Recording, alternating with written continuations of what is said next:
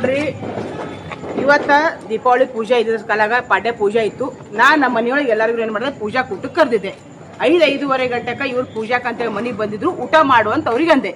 ಊಟ ಮಾಡು ಅಂತಂದ್ರೆ ಅವ್ರು ಊಟ ಮಾಡಲಿಲ್ಲ. ಅದಕ್ಕೇನಂತ ಎಲ್ಲರೂ ಊಟ ಮಾಡಿ ಬಂದಿದ್ದೆ, ನಮ್ಗೆ ಬ್ಲ್ಯಾಕ್ ಟೀ ಮಾಡಿಕೊಟ್ರೆ ಸಾಕು ಆಯ್ತು ಅಂತಂದ್ರು. ಅದು ಬ್ಲ್ಯಾಕ್ ಟೀ ನಾವು ಮಾಡಿಕೊಟ್ಟು, ನಾ ಬ್ಲ್ಯಾಕ್ ಟೀನು ಪೂರ್ತಿ ಅವ್ರು ಕುಡ್ದಿಲ್ಲ. ಇವ್ರ ಡಿಪಾರ್ಟ್ಮೆಂಟ್ನವರು ಪೊಲೀಸರು ಉದ್ದೇಶಪೂರ್ವಕವಾಗಿ ಯಾಕಂತಂದ್ರೆ ಮೊನ್ನೆ ಒಂದು ವಾರದ ಹಿಂದೆ ಪ್ರಿಯಾಂಕಾ ಖರ್ಗೆ ಅವ್ರ ವಿಷಯವಾಗಿ ನಾವು ಒಂದು ಸ್ಟೇಟ್ಮೆಂಟ್ ಕೊಟ್ಟಿದ್ದ ಸಲುವಾಗಿ ಉದ್ದೇಶಪೂರ್ವಕವಾಗಿ ಇವ್ರು ಏನ್ ಮಾಡ್ಯಾರ, ಈ ತರದನ್ನ ಕೊಟ್ಟಿದ್ದಾರೆ. ನಾವು ಅಲ್ಲಿ ಕೂಡಿದ್ರು ಉದ್ದೇಶ ಅದನ್ನ ಹೇಳ್ತೀವಿ ಕೇಳಿ. ನಾವು ಒಂದು 10 ರಿಂದ 15 ಜನ ಸೇರಿಸಿ ನಾವೆಲ್ಲರೂ ಒಂದೇನು ಅಂತಾರೆ, ಫೈನಾನ್ಸ್ ಆದ್ರೂ ಮಾಡಬೇಕು, ಏನಾದರೂ ಅದು ಮಾಡ್ಬೇಕಂತ ಅನ್ನೋ ಒಂದು ಸಲುವಾಗಿ ನಾವು ಸತತವಾಗಿ 2-3 ತಿಂಗಳ ವಿಷಯವಾಗಿ ನಾವೇನು ಅದನ್ನ ಮೀಟಿಂಗ್ ಮಾಡ್ಕೋತ ಬಂದಿದ್ವಿ.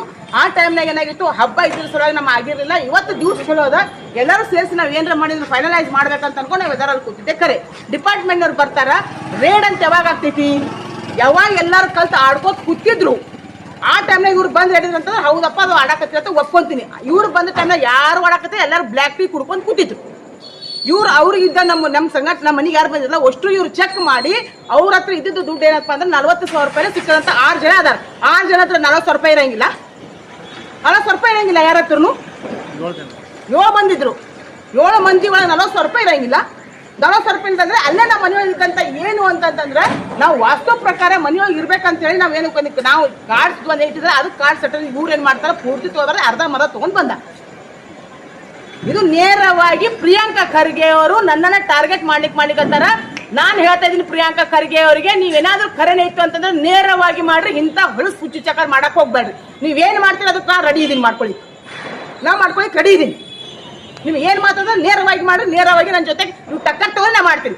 ನೀ ವಿಷಯವಾಗಿ ನನಗೇನಾಗ್ಲಿ, ನನ್ನ ಗಂಡಿಗೇನಾಗ್ಲಿ, ನನ್ನ ಮಕ್ಕಳಿಗೆ ಏನಾರ ಹೆಚ್ಚು ಕಮ್ಮಿ ಆಯ್ತು ಅಂತಂದ್ರೆ ನಾನು ನಾಳೆ ಹೋಗಿ ಪೊಲೀಸ್ ಕಮಿಷನರ್ ಆಫೀಸ್ಗೆ ಅಪ್ಲಿಕೇಶನ್ ಕೊಡ್ತೀನಿ.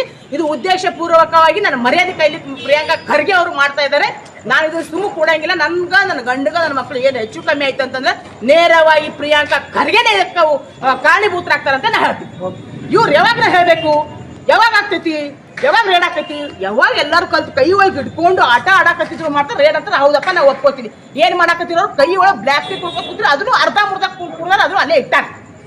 ಸಂಗಮೇಶ್ ಅಣ್ಣವರು ನಮ್ಮ ಮನೆಗೆ ಬಂದಿದ್ರು. ಯಾಕೆ ಬಂದಿದ್ರು ಅಂತಂದ್ರೆ ಅವ್ರು ಹೊಸ ಇನೋವಾ ಕಾರ್ ತಗೊಂಡಿದ್ರು, ಕಲರಿಂಗ್ ಮಾಡಿದ್ರು. ಅಕ್ಕ ನಾ ಇನೋವಾ ತಗೊಂಡ್ ಬಂದಿನಿ, ಕಲರ್ ಮಾಡೀನಿ, ನೀ ಬಾವ ಒಂದು ತಾಸು ಒಂದು ರೌಂಡ್ ಹಾಕೋಣ ಅಂತ ಅನ್ಕೊ. ಏನಂತಂದ್ರೆ ಅಣ್ಣ ಪೂಜೆ ಆದ್ಮೇಲೆ ಬರ್ತೀನಿ ಅಂತ ಅಂದ್ಕೊಂಡು ಕರೆ. ಅದೆಲ್ಲ ಬಿಟ್ಟು ನಾನು ಗೊತ್ತಿಲ್ಲ, ನಾ ತೊಡ್ದಾಗ ಇದ್ದ ಟೈಮ್ನಾಗ ಮತ್ತೆ ವಾಪಸ್ ಬಂದ್ಕೊಂಡು ನಾವು ವಾಪಸ್ ನನಗಂತಂದ್ರು ನಾ ಅಲ್ಲಿ ಒಳ್ಳೆ ಇಲ್ಲ, ನಾ ಡೈರೆಕ್ಟ್ ಸ್ಟೇಷನ್ಗೆ ಬರ್ತೀನಿ. ಅದು ಏನು ಮಾಡ್ತಾರೆ ನಾ ಮಾತಾಡ್ಕೊಳ್ತೀನಿ, ಮುಂದೆ ಏನೇ ಬರ್ರಿ ನಾ ಫೈಟ್ ಮಾಡ್ತೀನಿ. ಪ್ರಿಯಾಂಕಾ ಖರ್ಗೆ ಅವರೇ, ಹೆಣ್ಮಕ್ಳ ಮೇಲೆ ದಯಮಾಡಿ ಈ ಥರ ಮಾಡೋದನ್ನ ತಾವು ಬಿಡ್ರಿ, ಇದು ಸರಿ ಅನ್ಸಂಗಿಲ್ಲ. ನೀವು ಏನು ಮಾಡೋದ ಮಾಡ್ರಿ, ನಾ ಅದಕ್ಕೆ ನಾ ಫೇಸ್ ಮಾಡಕ್ಕೆ ರೆಡಿ. ಹೆಂಗೂ ನನ್ನ ಮೈನೆ ತೊಯ್ದಂತ ಮತ್ತೆ ಮಳಿ ಯಾಕೆ ಅಂಜು ಪ್ರಶ್ನೆ ಬರಂಗಿಲ್ಲ. ನೀವು ಇನ್ನೂ ಏನು ಥರ ಮಾಡ್ತೀರಿ ಮಾಡ್ರಿ, ನಾ ಕಾನೂನು ಮೇಲೆ ನನ್ನ ವಿಶ್ವಾಸ